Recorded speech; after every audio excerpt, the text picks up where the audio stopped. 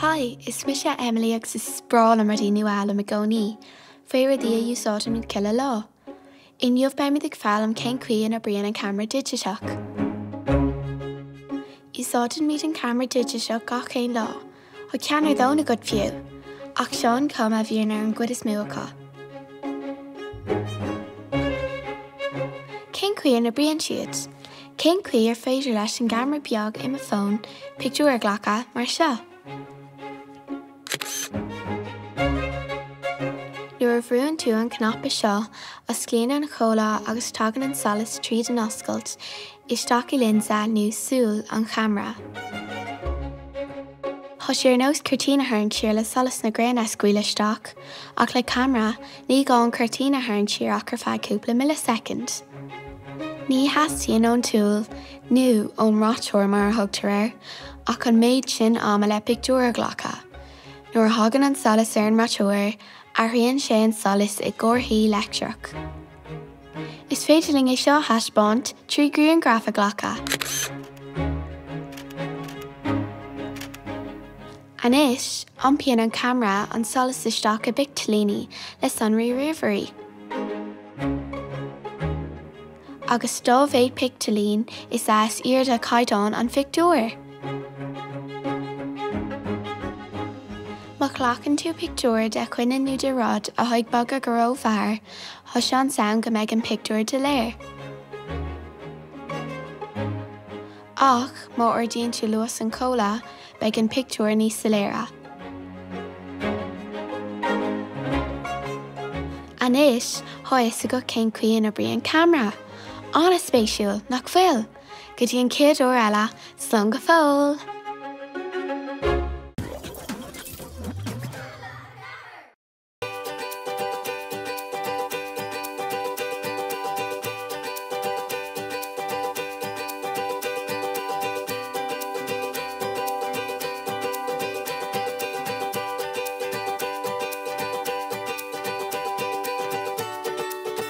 Is mí rud a féile teáil hís ar trá.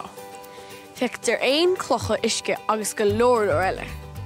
Is mis maia agus inneo bé muid a fisrú faoi gáine.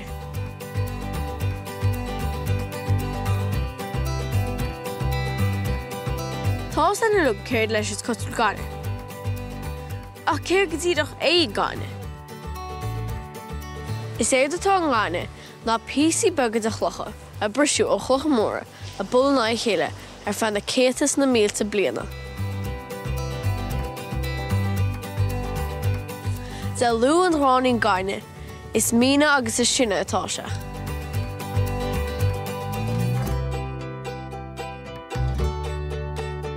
Brahan dá gáine ar na míonraí agus ar an dríodar a bhís na clocha a brisú síos.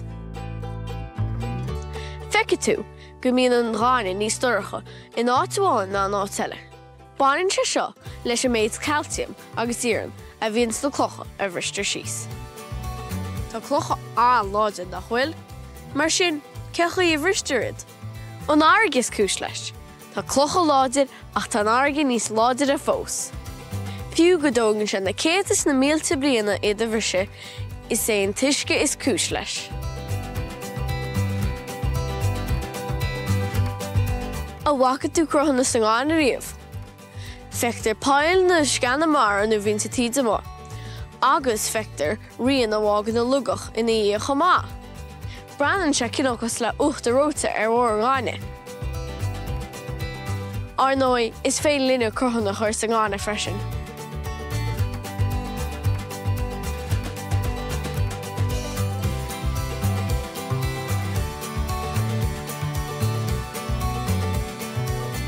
Is málam sa gáinúsad chun cúis an gáinaíana. Ach is féidir úsad ar bhealaí eile chamá. Measctar gáine le críomhagus na gáirí, chun fátaí chur. Tugann sé seo deis níos áir chun na fátaí fás sa tála. Is a mé bóthir, drehead agus cosan atá dintas gáine. Ústar é chun tiche agus fergna bhthógail, agus go minic measctar é le cement chun brící íana. Tá sean swag bhfuil tusa idahí I dteach comhaontas gáine inis díadach. Ar nói, is féidir linne fergna bhthógail as gáine nach féidir? Meas tú céad eile uíos maithís ag a trá.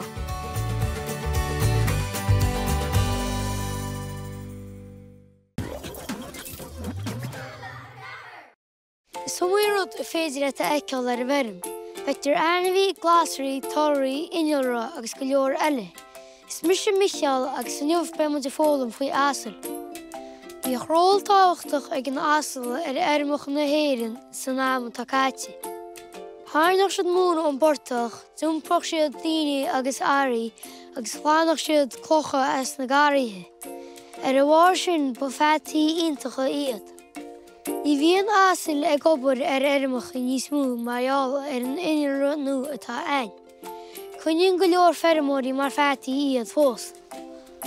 Tá gael ag an asal leis a gapú agus anmhíthe iomlán difriúla iad.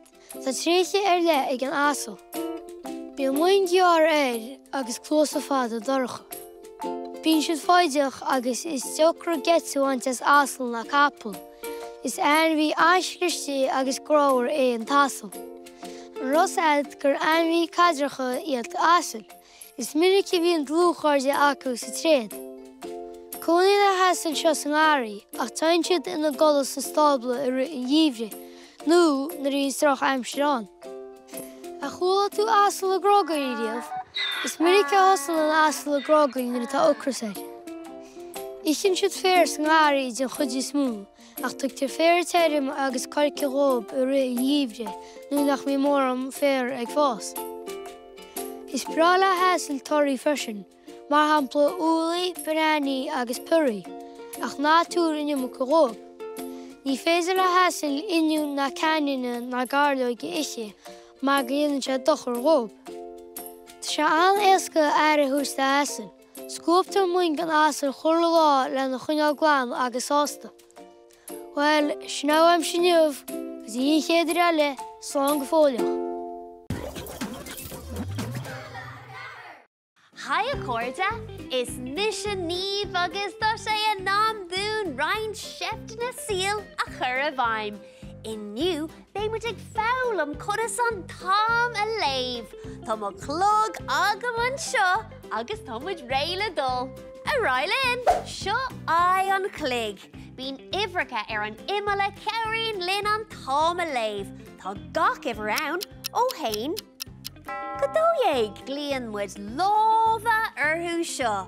Bogan siad an tro seo, de réir mar a airíonn sé níos déanaí sa ló. Léiríonn an lámhhearrag uaireanta an clig, agus léiríonn an lámhgurm na NÓIMÉAD. Mar hampla, má tá an lámhhearrag agan an seo, agus má tá an lámhgurm agan an seo, tá sé a 5 clog. Níl éon NÓIMÉAD caite agan san uair sin go fóil. Má bhogamid an lámhgurm mar seo, tá sé 4 tar éis a 5, agus má bhogamid na lámha mar seo, tá sé 4 tar éis a 5, agus nuair tá an lámhgurm an seo, tá sé 4 conna sé. Tá 15 NÓIMÉAD san uair caite.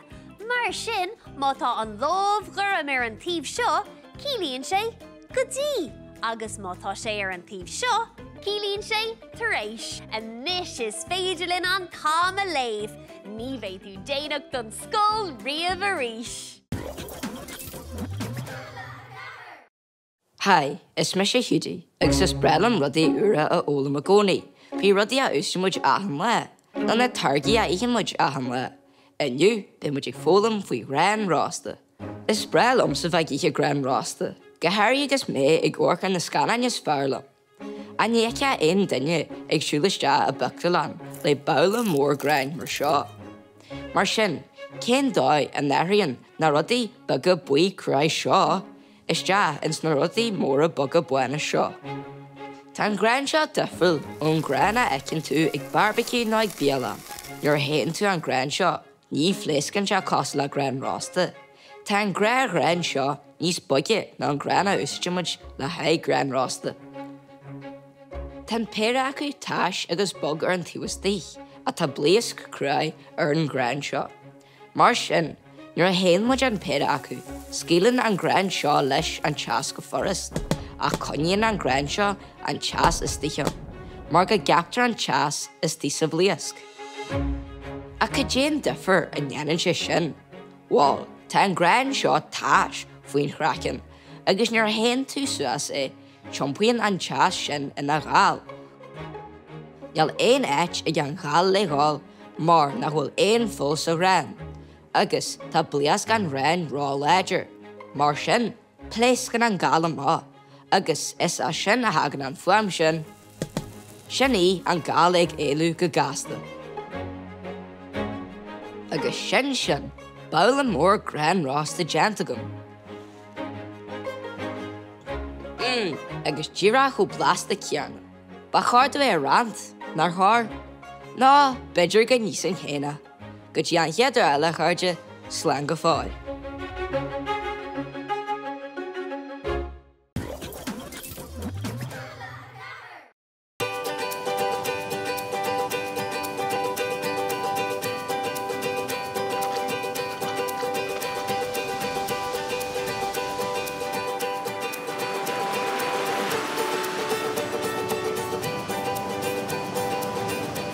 Is omraí rud a ectar híos an trá, feictar éon chlocha isce agus go leor eile. Is mise colm agus meo bémas ag fisrú puirtán.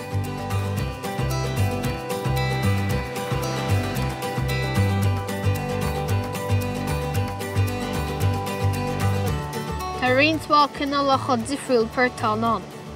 Tá puirtán dearg, an puirtán crúbach agus an lúnachán. Is an puirtán glas ceann na puirtán a bhíonn ina chúnaí ar a bhádach. Bíonn siad faoi chocha agus sa bhaine go háirithe nuair atá an tíide mo.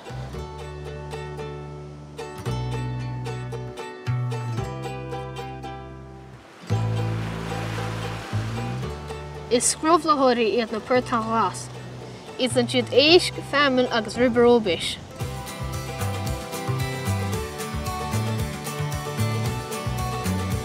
Ich an éisc agus éon mhara na puirtán. Is an puirtán dearga itir don chud is mún éidir ach í féidirlinn na seo all híos ar a gladach. Bhí an éascarí éascach go puirtán dearagach ar fud na tíre. Is féidir crúbach puirtán na all an míleanna ar fud na héireann. Is féidir cálcaí puirtán agus anlan a dhéanamh puirtán chomá. Is féidir le puirtán suas a 185,000 obh a scethe ar feadh a shial. Árann siad idir 47 líonna ar bhán.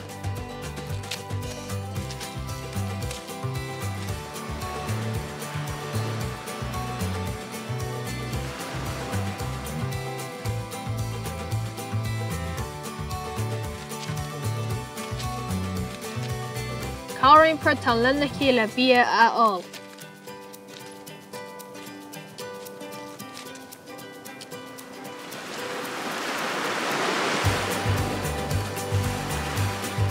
Imíonn puirtán ón na sean bhliosc ionas go mbeidh siad ná fós. Uaireantí bhíonn puirtán in ann le bhliosca áru ag brá ar an timpeallacht. Ach go hiondúil bíonn 10 glas ar na puirtán fásta. Lasú cadile bhuaís ma híos ag an trá.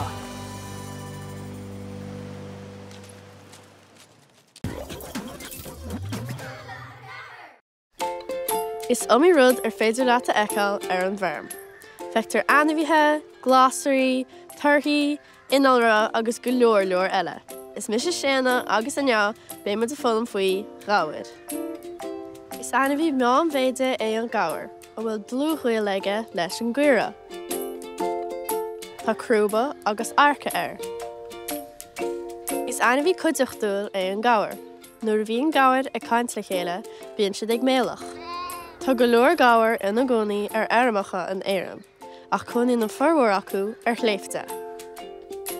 Ní mála gáir isce ar chorbe, léimeann siad thar throchan agus lochan le nach neamh siad flach.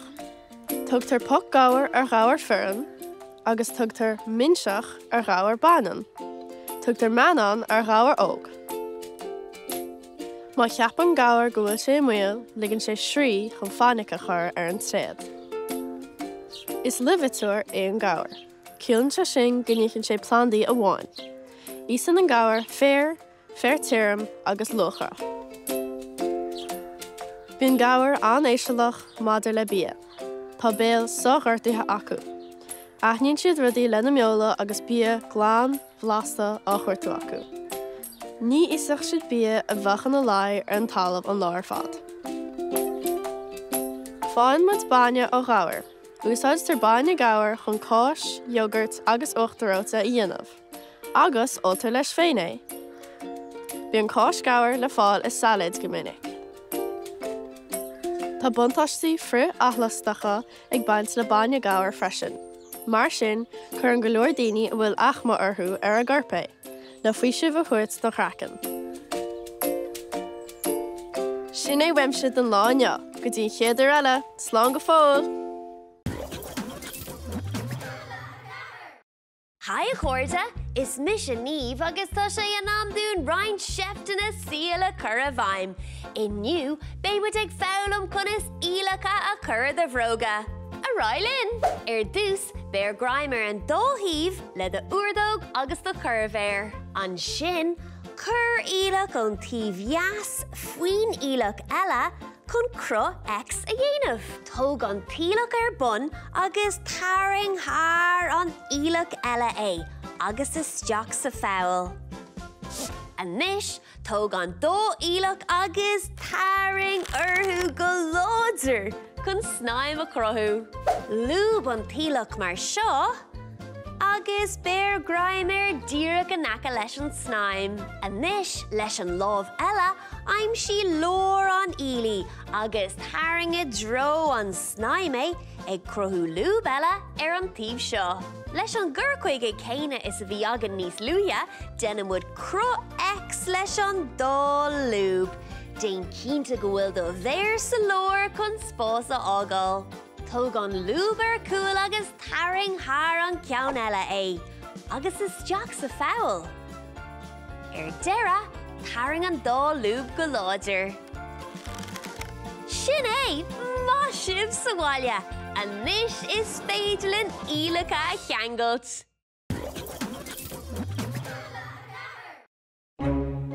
Hi, is me sé hiúdi, ag sus brelam rudaí ura a ólam a gcónaí, fi rudaí a úsisimuid achan le. Inniu, be muid ag fólam faoin dóid an na bríon an car. Gachigi. An rud a riamh sainithe a gúil an char ar thoras fáda ag smaoinniu. Cés a dana carna ar an chead dó síos. Well, tá coppla duine a tháinig níos le cyncheap an char agus a bhuatha sin le Carol Benz go carna agan mar tá inniu. Chruí sesin an motorwagon in Art was a sé. Chruí Benz, fréamhhail de char I gálar fetril, agus ba í a bhain chéile bartha an chead duine a ronne turas a char ag tá se 66,000 ad le tse a muire. Ach, idú an car a gasta ag dul ag 10,000 san nuair. Ach, naim lianna na dhé sin, in Art 95, hanna cean chead inneal a tar dhéanú na garna sa letá nniuhan. A bhuatha sin le Rudolph Diesel a chruthí an chead inneal dóchan in Vanna. Sin bhrí a tar a dóchan in Vanna, na an dó é le héir agus brásla a bhascúla na chéile le rud a thur a bhagadaí, agus ba é Diesel an chead duine le na léhéid a chruthú. Cé go raibh se fáda le, dúsáid athar chólaat carna an tuineoh cearna ina gcuid carna, agus de réir a chéile an ag fios agus éithreú ar an char a gaithúna mblianta. Thás sé an car má ag gáil 10,000 san nuair, go dtí go danig inneal diesel ar an ád. Inis tá carna electra agus carna féin tromana agan sa le atá inniuhan. Do bhharil go dtí eile bheas agan an maithan seo. Sin é uam sanniu, go dtí cheadar eile slán go fáil.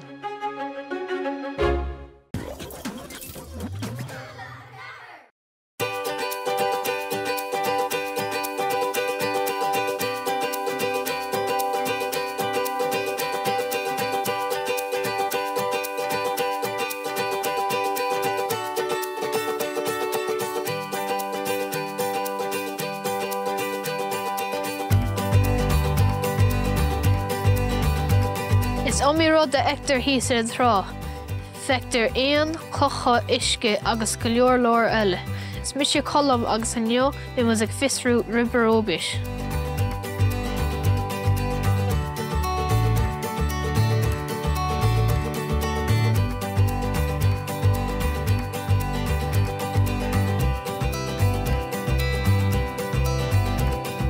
Is anam eile atá ar a rubaróbéis ná séacla.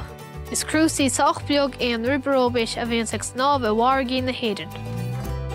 Ní bhíonn éon rostrum ag rubaróbéis agus is féidir leat iad aáil in iscí defne nó a lochan isce.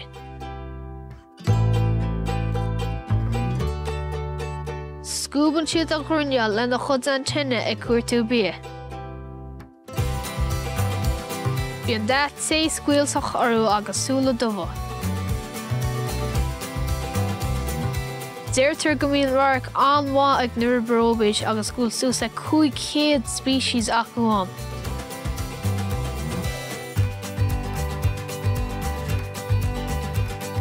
Bhíonn de glas nó dubh orú agus fásann siad suas le 8 cm. Bhíonn 5 féidir de chosa acu agus bíonn zibal ag deireadh charp. Tá críonn rubaróbéis ag bon le chleagam. Ní éon etí ag na rubaróbéis ach tá siad tharbh scipaí ag bogas an isce. Ba chur an duine cinn sa seacharú scarann siad a chrúba. Bhí cuarmach is féidir le pinse chuirsáit. Bhíonn iascarí na héireann ag iascach do rubaróbéis agus bíonn éileamh mór orthu. Chud an iascarí na potaí amach sa áirge agus nábhann na rubaróbéis is seach antab. Ar nús go leor éisceile in éideann dinta eismhórtal orthu go tíre eile ar nús an rang agus an spáin.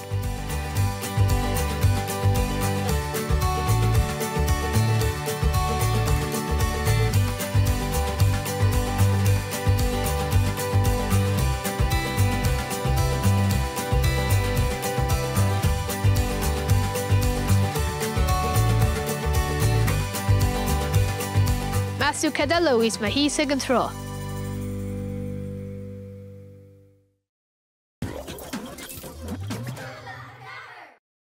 Is omí rud ar féidir leat a eicáil ar an bharm. Feictar ainmhithe, glásarí, turcaí, inalrá agus go leor eile. Is mis séana agus inneo béime a fólam faoi lámaí. Is cud de ine na gamal é an lama, ach níl dran air. Tágan an lama ó Verica Haas ó Chiartha ar nús Peru agus na Argentina. Is ainmhí mór é an lama ó bhfuil olan air. Bhíonn dachan na dómh, glas, bán agus dain orthú. Tá cosa agus muinneal fada ag an lama agus tá dribal gear air. Tugtar stáil ar lama fidan agus tugtar lama ar lama banan. Tugtar cria ar lama óg. Is ainmhí cansithe é an lama agus cíann se sin nach mbíonn siad na sin íontas. Tá an tainmhí seo séimh agus soccer, agus mar sin is comádaí íontach iad. Conítar lámaí ar airmach a patí go minic marall ar a bheonn suamhnach. Tá siad anmha le gasúr agus le hainmhithe eile. Coníonn go leor fearimóirí lámaí in éireann mar go gosnaíonn siad ainmhithe eile ó bhfuil. Cuireadh mar hampla. Conítar lámaí marall ar an nullan freisin. Beartar lámaí gach dar blian, agus is omí úsáid atá ag agad olin. Is féidir éadach, pludanna, téad, angach agus eile aon a bheas. An rásad go gur an lámaí a danga mach ag lámaí eile nuair tá siad crosta leo? Is lovitzúir é an lama. Cíann se sin go nníonn siad plandaí a bháin. Is brála lámaí féir, tírim agus raithní. Is minic a chachan lámaí seile le honsathirí le niad a chosc. Tá se anéasca air a thuirt do lámaí. Níl wathú ach fasca ó Amsir, neart féir tírim, blach mianrach agus isce uair. Sin é bhaim sinneo, go dtí chéidir eile, slán go fóil! Hiya Chorda, is mission Neve agus tá sé an amdún Ryan chefta na síla chur a bhaim. Inniu, bé mu ag buan tríala chefta cew roilin cunas muicín airgad a dhéanamh, le cewrúlaat airgad a hóbháil. Tá méid chun pópéirial data agus canna a bhí agam sa bhaile a úsad chun muicín airgad a dhéanamh. Arailin, fai canna cosúla seo agus clúdaí éile pópéir data. Seo ceanna rinne mission níos luúia. Nis, fai PC pópéir ciorcalach donna súla. Grammy mé na ciorcal bheoga gufa arthú níos luúia. Nis, Grammy na súla. churamid tríthúil an gana seo, chun béla dhéanamh úsáid písaí pópéir dubha agus bóna. Nílach fiacail amháin aige. Measú an dhearna sé darmad a cuid fiacail a glanna agus é ag fása níos. Tá mé ag úsáid pópéir darug don na malaí. Fai an clabín inis agus chur páil ann den airgid. Bhí cínta go gcuidíonn duine fásta leat chun é seo dhéanamh. Agus féach agus seo ceann eile a rinne mé níos luúthe. Sin é, má sibh sa bhaile, a níos is féidirlinn ar gcuid airgid a hábháil. Nach bhfuil siad granmhar.